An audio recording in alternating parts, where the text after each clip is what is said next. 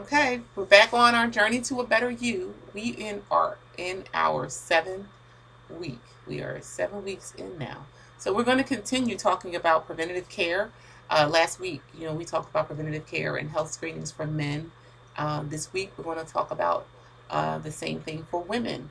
And surprisingly, while most of the basic screenings are the same and the tests needed and the frequency are relatively the same, there were some differences with women. We are a lot more complicated. Surprise! We're a little more complicated than men. But for the men, I will say I am surprised. Women will go to the doctors more than men. I find more women will go to the doctors for preventative care or when something is wrong with other, as opposed to men. Even in I all week long, I was having this discussion with my attorneys, and I'm like, when is the last time you went to the doctor? Like I was interrogating them all week, and they fought me on the tooth and nail. I'm not going to the doctors, and I don't want anybody sticking their finger up my butt. Everything that I put in the post was the thing that they fought me on. They don't want to go to the doctors, and I'm like, okay, so you have a wife and children, and like if you die over something that was preventable, like what about your family? Are you considering? That's just so selfish. So I do. I guilt trip them and I shame them a lot. I don't know if I won anyone over yet. I think I have them thinking. We'll see. I have one that's pretty good, and I have one that I actually made go to the doctors this year. I actually scheduled his appointment for him, and he did go. So, but with women, while most of our routine care was the same, like not routine care, but the screenings, the diabetes, cholesterol, um, colorectal, that was all pretty standard as the same for the men, and the timing was about the same, but I still listed it for the women in the post. But there was a lot of discussion about um, vaginal health.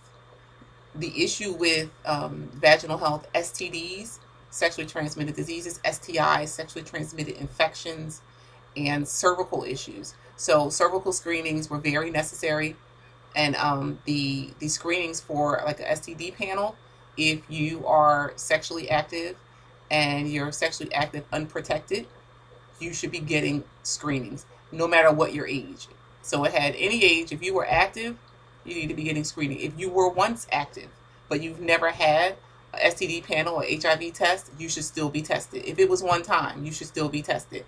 Even if you use condoms, you should still be tested because some things you can still catch even if you use a condom, like herpes. Herpes is skin to skin contact.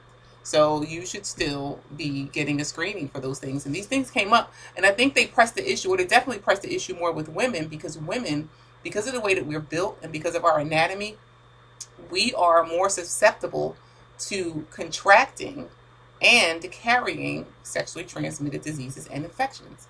And also, we are more known for being asymptomatic to the same diseases and infections, meaning we can be carriers and not have any symptoms. It's very common with like gonorrhea, chlamydia, herpes, hepatitis B. These are a lot of things that were listed for the STD. Like if you go to the doctors, you say, I want to have an STD panel done. And they will normally, if you have a good doctor, they know. Sometimes you have to just spell it out for them because they may leave things out, but you want like an STD panel done.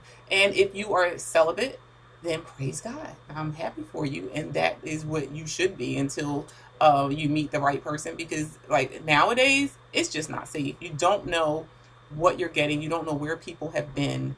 And even it's just very, that's why when I see people that are married and they get divorced now, it's just a shame because it's different. It's so different today, and you just really have to be careful. So you should be getting these screenings done. That was like really the one common thread that I found just about in every article and every website that I went to like the CDC. I think I definitely have more links for the women than I have for the men.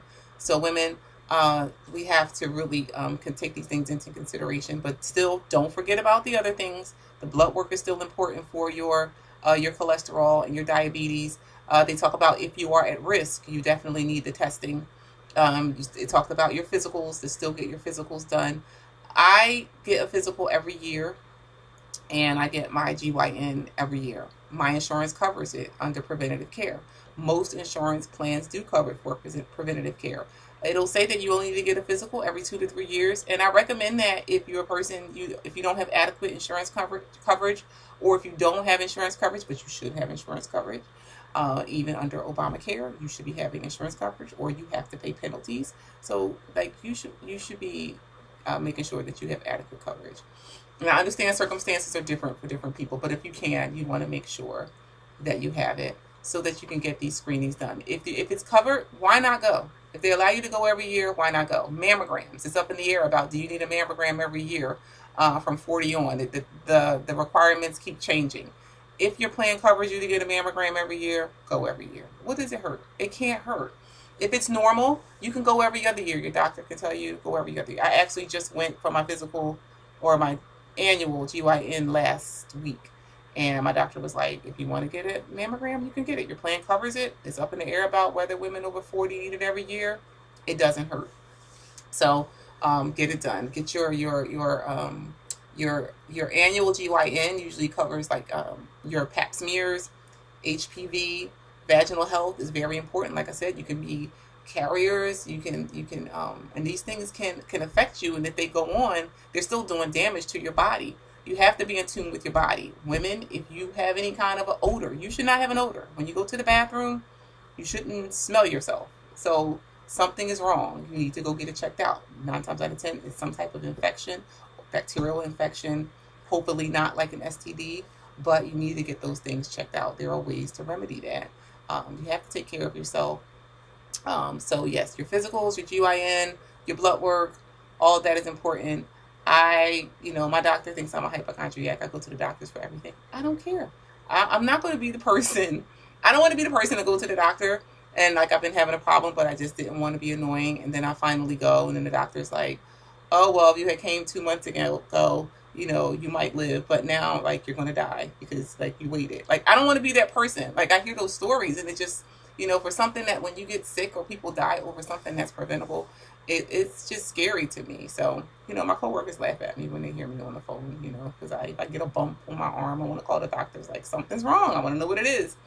And I'm very grateful that I have insurance that allows me to do that. So if I have insurance, and I know that some people don't, I'm taking full advantage of the benefits that I have. And you should too. If you have medical insurance, you're not going to the doctors, and shame on you.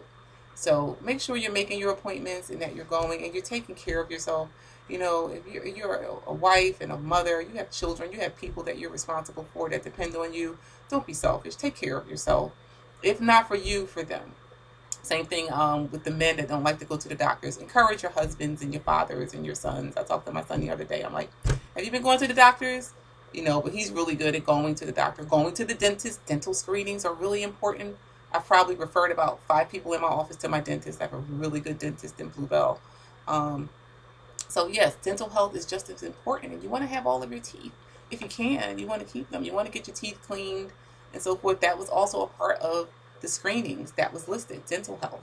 And there are a lot of infections and things that not taking care of your teeth can cause. I'm going to do a separate post on that, on dental health, I think.